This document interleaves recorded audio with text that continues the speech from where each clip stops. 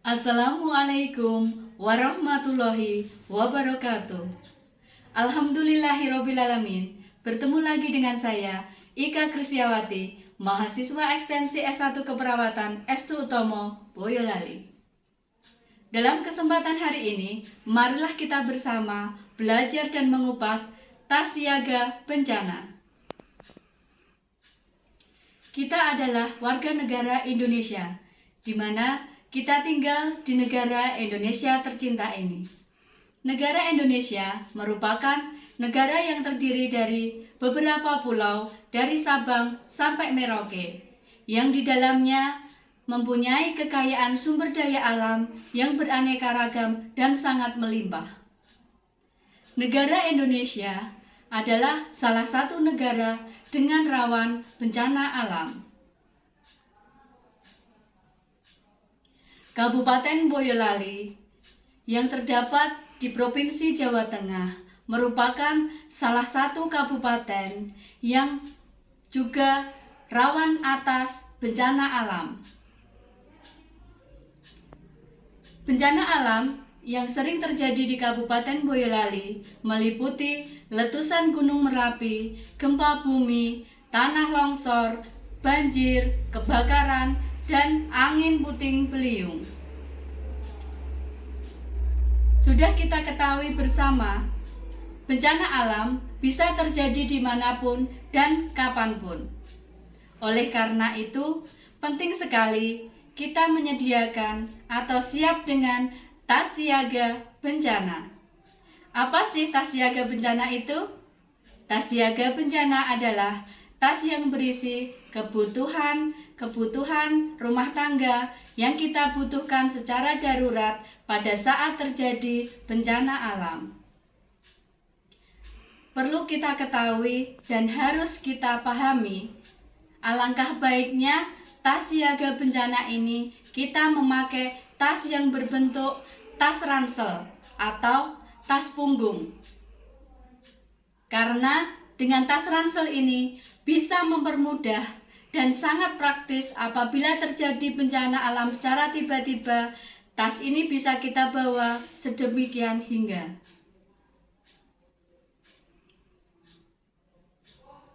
Tas siaga bencana memiliki manfaat yang sangat banyak. Di antaranya, dengan tas siaga bencana, kita bisa menyiapkan barang-barang kebutuhan secara sementara. Manfaat yang kedua, tas siaga bencana juga dapat menyelamatkan aset-aset penting yang kita punya. Setelah mengetahui arti dan manfaat dari tas siaga bencana, mari kita kupas isi dari tas siaga bencana. Apa saja sih isi dari tas siaga bencana itu? 1. Dokumen penting terdiri dari fotokopi KTP, tanda pengenal, buku tabungan, asuransi, dan surat berharga lainnya yang dimasukkan ke dalam plastik. 2. Makanan dan minuman. Makanan ringan siap saji yang mengenyangkan dan air mineral. Jumlahnya disesuaikan kebutuhan saja. 3. Uang tunai. Jumlah uang tunai disesuaikan kebutuhan. 4. Obat-obat ringan yang terdiri betadin, kasa, plester, dan obat-obat yang biasa diminum seperti parasetamol dan antacid. 5. Seperangkat baju ganti dan handuk. Baju ganti yang dipersiapkan untuk persediaan 3 hari. 6. Peluit.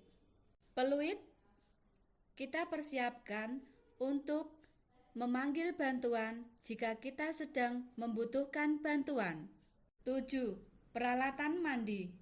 Peralatan mandi seperti yang kita pakai sehari-hari, terdiri atas sampo, sabun mandi, sikat gigi, pasta gigi, dan pembalut wanita untuk wanita.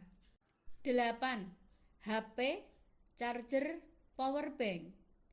Ketiga, benda ini kita butuhkan untuk komunikasi dan mencari pertolongan. 9. Masker dan hand sanitizer. Masker kita butuhkan untuk menjaga saluran pernafasan. Hand sanitizer kita butuhkan sebagai pengganti air. 10.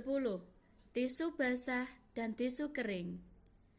Jumlah dari tisu basah dan tisu kering disesuaikan dengan kebutuhan saja. Senter dan batu baterai cadangan.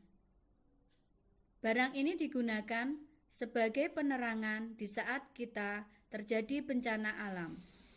Setelah kita mengetahui beberapa barang yang harus kita siapkan di dalam isi tas bencana tadi, perlu kita pahami dan harus kita teliti tentang obat, makanan, dan peralatan mandi. Itu harus selalu kita cek secara kontinu berkaitan dengan tanggal expired bahan atau barang tersebut. Apabila sudah kadaluarsa, harus kita ganti dengan barang yang baru. Demikian kesempatan kita hari ini. Semoga bermanfaat dan semoga kita selalu dalam lindungan Allah SWT. Mohon maaf bila salah-salah kata dan semoga kita bisa bertemu di kesempatan lain waktu. Wabillahi taufiq wal hidayah. Wassalamualaikum warahmatullahi wabarakatuh.